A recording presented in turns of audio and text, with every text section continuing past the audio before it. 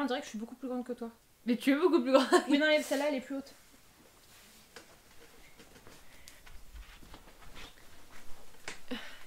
Oui, mais là, c'est exactement pareil. Hello, c'est Estelle, aujourd'hui accompagnée de Marion.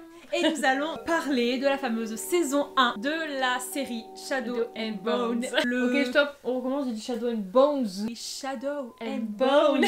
Qui sont à la base extraits des livres de Leigh Bardugo est sorti le 23. Le 23, exactement, le 23 Oui. avril. J'ai regardé la saison 1 une fois. Je l'ai regardé, je pense, 3 fois. C'est vrai, en entier. Alors, en entier, je l'ai regardé 1,5 fois. Et après, j'ai regardé genre en accéléré en toute La 3 fin. fois, je pense. On va faire, du coup, donner un petit peu notre avis. Ce qu'on en a pensé, les points positifs, les points négatifs. On va faire un début de partie sans spoiler où on va juste donner notre avis général et puis après on ira dire des petits points qui nous ont chagrinés ou pas. La première catégorie, c'est le cast. Si tu devrais donner une note sur 10 sur genre... Vraiment, je donnerais 11 si c'est possible. Oh ouais, ok. Parce que j'avais extrêmement peur, surtout la première fois où j'ai vu les acteurs qui avaient été castés. Il faut savoir que je les ai lus les livres quand j'étais en 4ème, genre il y a très longtemps. On donc précise que tout notre avis là, en fait nous on a lu les livres quand ils sont sortis, donc vraiment en 2015. Du coup, la première fois que j'ai vu les persos, enfin les personnes qui avaient été voilà. castées, j'ai eu très peur et vraiment, mais rien qu'au niveau du trailer, je me suis dit, mon dieu, ça va être merveilleux. Tout va bien, ouais. Et quand j'ai vu le premier épisode, vraiment, c'est tous les acteurs pour moi ont été magnifiquement castés. Je suis aussi d'accord avec toi. Limite impossible de trouver une personne qui serait capable de faire le Darkling et au final c'était le mieux casté. Enfin je trouve vraiment ils se sont franchement gavés sur lui. Le cast sur 10, je suis d'accord comme toi, je mettrais 11 sur 10. Le cast en lui-même je trouve était très très bien fait. La deuxième catégorie c'est le setting, les prises, les décors. Alors là encore une fois, non franchement les décors, je suis tellement heureuse qu'ils aient mis autant de moyens pour faire les décors parce que ça joue énormément. Je suis d'accord avec toi. Enfin moi je sais que depuis le début, à chaque fois qu'il y avait une adaptation qui était faite de livres young adult, il y avait toujours ce petit côté où tu avais envie de dire oui ça fait un peu, enfin pas un peu faux mais... Oui, t'as pas l'impression que c'est sérieux, tu vois. Ouais. Et là franchement j'ai trouvé que c'était sérieux, genre je me suis dit limite le truc c'est Game of Thrones quoi. Franchement il y a eu beaucoup de professionnalisme, que ce soit dans comment c'était filmé, même les décors. Je sais pas du tout comment ils ont fait pour le fold. Moi j'ai regardé vite fait. Ah ouais. Je sais juste que, enfin je sais mais j'étais là. J'ai regardé pour tout le truc du train, genre quand c'est dehors ils avaient mis un fond vert avec le bout du train et tout. Et même pour la scène avec Mathias et Nina, au moment où ils arrivent sur le sable, vraiment c'était un tout petit tampon avec du sable. J'ai trouvé qu'il faisait très souvent nuit. Oui. Mais alors, ça jouait à l'ambiance. Mais c'est que la première fois où j'ai vu genre Casebreaker et tout, de jour, je me suis dit putain, il fait jour. J'ai redécouvert leur gueule à la lumière. Je mettrais peut-être un 8,5 sur 10 parce que j'ai pas non plus été transcendée par les couleurs ou quoi. Ah moi j'ai été transcendée. Mais vraiment ils ont extrêmement bien fait de combiner les deux séries de livres parce que ça rajoutait énormément de rythme et ça j'ai trouvé ça du super coup, bien. C'est la question après, la storyline et le script, l'intrigue en général. Bah du coup moi j'avoue que j'ai eu, au début j'étais contente, puis j'ai eu un peu peur quand j'ai vu les Crows et j'étais en train de me dire je ne connais pas cette histoire jusqu'à ce que Estelle m'explique que c'était tout inventé parce que c'était, enfin après Leigh Bardugo peut-être qu'elle s'est dit je ne l'ai jamais dit. Mais en fait, les Crows, ils ont toujours fait ça, tu vois. Mais c'est vrai qu'il n'y a pas de livre qui décrit tout ça. Oui, qu'à la fin de la saison 1, ils avaient réuni beaucoup d'éléments pour attaquer Six of Crows depuis le tout début. Moi, franchement, je pense que s'ils avaient fait que Grisha, ça aurait été un poil ennuyant. Parce que c'est pas une histoire qui a beaucoup de dynamisme en elle-même, tu vois. Oui, il y a des moments où c'est pas psychologique, mais il y a des moments de réflexion. Et franchement, d'avoir mélangé les deux, je trouve que c'est très intelligent parce que du coup, de un, tu réunis les deux fandoms. Et c'est super drôle. Moi, j'étais heureuse de les voir ensemble. Et en plus, ça rajoute plus de dynamisme. Et j'ai trouvé que justement, c'était bien fait la manière dont ça se mélangeait, qu'au début, soit un d'un côté, un de l'autre, et que et le meilleur moment, c'est quand ils se sont retrouvés. Moi, j'étais contente qu'elle a réussi à faire en sorte que ça ne change pas l'histoire de Alina et de Shadow and Bone. Alors après, moi, je me rappelle plus du tout comment ça s'était fait. Enfin, je sais que la fin c'était en gros ça, mais les actions précises, je me rappelle. Mais je veux dire que ça a pas vraiment changé l'histoire et ça c'est cool. Ça a pas vraiment changé. Alors est-ce que, en termes de script, encore une fois, enfin on n'est pas les mieux placés, mais est-ce que c'est vraiment un avis totalement random. Est-ce que tu as eu l'impression qu'il y a des phrases qui étaient vraiment dans le livre? Alors je sais qu'il y a la fameuse Make me your villain, no mourners, no funeral, mais à part ça, j'ai pas su savoir si jamais ils avaient gardé des... J'avoue que je l'ai lu il y a trop longtemps et en plus, fun fact, c'était le premier livre que j'ai essayé de lire en anglais. Ne faites pas ça parce que c'est vraiment un des livres les plus compliqués à lire, je trouve. Dans tous les cas, je sais que je me rappelle pas. Leigh Bardugo, elle a été exécutive producteur. Franchement, je mettrais 9 sur 10. Et en termes de timing, parce qu'il y en a qui disent que ça allait trop vite, il y en a qui disent que ça allait trop lentement. Ils sont pas allés trop vite, j'ai trouvé. Alors, je sais que rajouter de la longueur, ça aurait été... Pour l'avoir regardé plusieurs fois, la première fois où je l'ai regardé, bon après il faut savoir que j'ai tout regardé d'affilée à 9h02, j'étais devant Netflix, hein, mais je me suis vraiment dit, ça va un peu vite. Et en fait après je l'ai re-regardé, et surtout je l'ai re-regardé avec des gens qui ne connaissaient pas, et là je me suis dit, en fait ça va, enfin, un peu lentement. Et au final, en fait, je pense que c'était juste ce qu'il fallait comme timeline, en fait. C'était Moi, je trouve que le premier épisode va vite au début, parce qu'ils veulent tout installer comme il faut, genre tu vois les Crows, tu vois les Grisha et tout ça. Et vers l'épisode 4, 5, 6, là, il y a un peu de la longueur. Moi, je suis pas d'accord, je dirais que il y a un épisode où genre j'étais un peu en mode bon, c'est bien gentil, mais c'est quand qu'ils se retrouvent, c'est quand Naïna Lana. Oui, ok. Mais franchement, j'ai pas trouvé que ça allait trop vite, parce que dans l'absolu, dans le tome 1, c'était hyper brusque, et moi, tu vois, genre l'histoire entre le Darkling et Alina, c'était fait pour que ce soit un peu surprenant. Mais Mal, du coup, je me suis un peu plus attachée à Mal que dans les livres. Moi aussi. Et ça, ce sera... c'est la question d'après. L'alchimie, les personnages, le jeu d'acteurs. Alors moi, déjà, Nina et Mathias... Je suis totalement d'accord. Gros love sur Mathias. Franchement, il a très bien joué. Gros love. Il a très bien joué le mec rustre, je trouve. Oui. Tu vois, genre, même l'accent, genre ça devait être dur. Tu sais, ça a dû être dur. Je te l'ai déjà dit, le truc que j'ai pas kiffé. Enfin, pas que j'ai pas kiffé, mais j'ai eu du mal à trouver l'alchimie entre Inej et Kaz. Et je ne sais toujours pas quel est le problème. Et je sais pas, la première scène où genre elle est derrière lui, tu sais, et genre lui il se retrouve et il fait Inej, nanani. Et ben, j'ai pas été touchée. J'avais l'impression que eux aussi faisaient la peine de se rencontrer. Je pense qu'il faut que je m'habitue à lui parce que pour le moment, j'ai pas réussi vraiment à le cerner en tant que Kaz. Et surtout, je trouve qu'il a pas beaucoup parlé.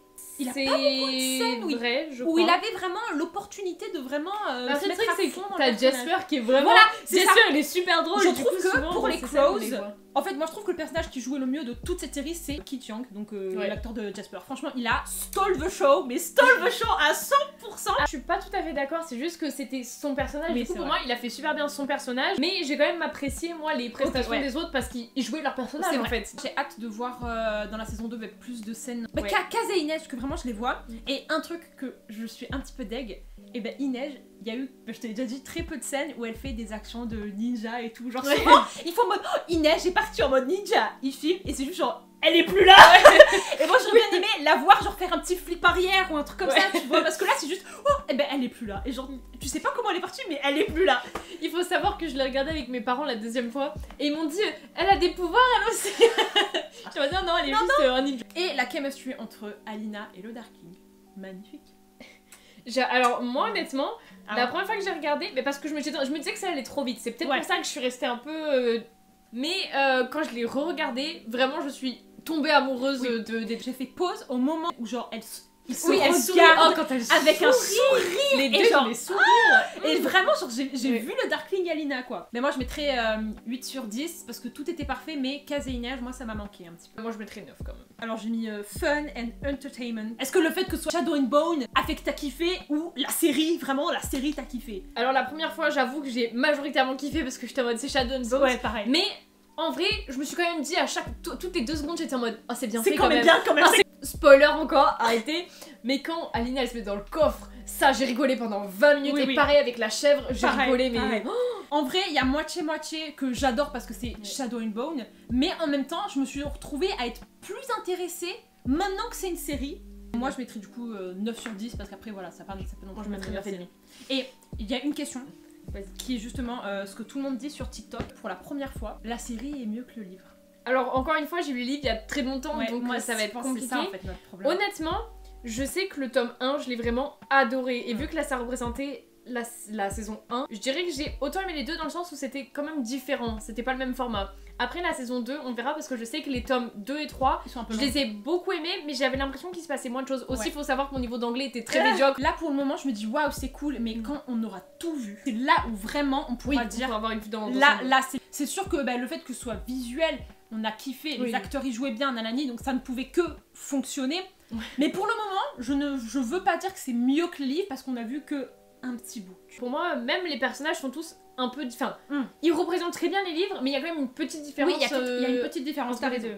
Alors maintenant, on va rentrer dans les spoilers et des trucs précis. Parle du truc qu'ils veulent faire avec Milo et Wylan. Ah oui, parce que du coup, je me suis tout de suite mis à suivre les comptes de tout le monde et les comptes de tweets sur la série et tout ça. Et il y a des gens qui disaient, je trouvais que c'était une idée vraiment merveilleuse dans la saison 2, pour ceux qui ont lu les livres, que quand Wylan il fait partie du groupe et qu'il commence à s'intéresser à Jesper, que justement il y a tout le monde qui parle un peu de Milo, donc la chèvre, mais que personne dit que c'est une chèvre et que du coup Wylan pense que c'est un ex à Jesper et qu'il soit super jaloux jusqu'à ce qu'on lui dise que non, c'était une chèvre. Les pouvoirs des Grisha, qu'est-ce qu'on a pensé? Alors déjà, c'était très bien fait. Ah, ça, franchement, ça...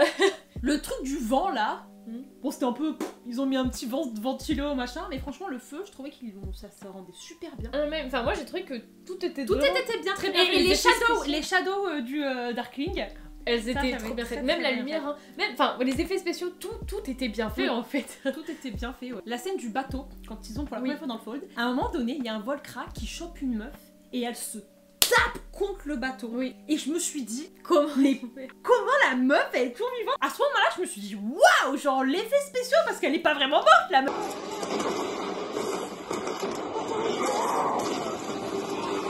Que franchement très très bien fait, même genre les Volcra tu vois ça paraissait pas comme des petits trucs oui, comme des parce qu'il y a des séries des fois où t'arrives aux effets spéciaux, tu regardes les monstres, tu te pardonnes. Ah oui, un autre truc, le prénom du Darkling qui a été lâché au bout de l'épisode 2 alors qu'on le sait dans le tome 3. On ne sait pas le prénom du Darkling et c'est d'ailleurs pour ça que tout le monde l'appelle le Darkling et je trouve que on n'a pas assez insisté sur le Darkling, c'était machin Kirrigan, truc Kirrigan.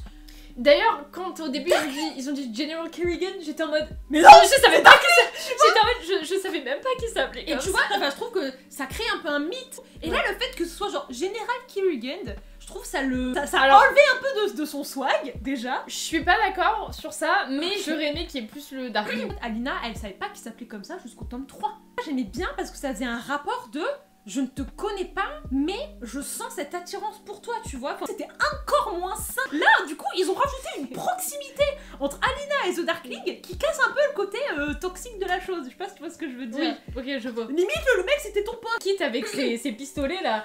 Au début, je pensais pas que c'était lui qui le... Enfin, je vois pas qui d'autre ça aurait pu être, mais je pensais pas que c'était lui. C'est lui parce que vraiment, c'est ça. Il a mis une vidéo où il a dit genre...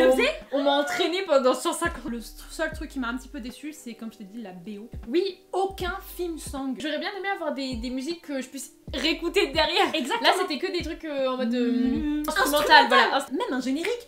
Genre le générique c'était oui, le seul. Mais ça change à chaque fois, je sais pas si t'as remarqué. Ah non, j'avais pas remarqué. Je m'attends des trucs pas un générique comme Teen Wolf, mais tu vois un truc un peu épique. Ah oui, un truc que je franchement, je trônais qu'on n'ait pas eu plus. David et Genia. Oui, c'était pas trop mignon. Lui aussi il avait un beau sourire. Mais oui, mais en fait trop mignon. J'avais l'impression qu'il était totalement fou. Il faisait un peu en mode constructeur fou. Ouais, et il faisait flipper, mais en même temps il était trop mignon. Et du coup aussi, je sais pas si vous avez vu, mais ils ont fait un espèce de site internet. Donc pour ceux qui sont paumés, car je sais que moi je l'ai vu avec des gens qui connaissaient pas, qui se posaient plein de questions sur ce que c'était Hétéralky, Caporalky, les trucs comme ça. Allez sur le site, je sais pas où vous pouvez le trouver, mais ils ont fait une petite application. Ouais, et dessus vous pouvez regarder la map, voir comment c'est. Vous pouvez faire un test que nous avons réalisé. Je suis cartographe. Et moi je suis un Hétéralky, c'est-à-dire que je maîtrise les éléments. Est-ce que tu as quelque chose à rajouter? C'était merveilleux, merci pour ces 8 heures de bonheur. J'espère que vous allez la regarder, j'espère que si vous l'avez regardé, dites-nous en commentaire ce que vous en avez pensé. Dites-nous si vous avez fait le test, qu'est-ce que vous êtes. J'espère que ça vous a fait plaisir de revoir un petit peu Marion. Moi j'en ai profité d'être à la maison pour faire une vidéo avec elle. On vous fait des gros bisous et on vous dit à la prochaine fois. Enfin, je vous dis à la prochaine vidéo. Bye bye.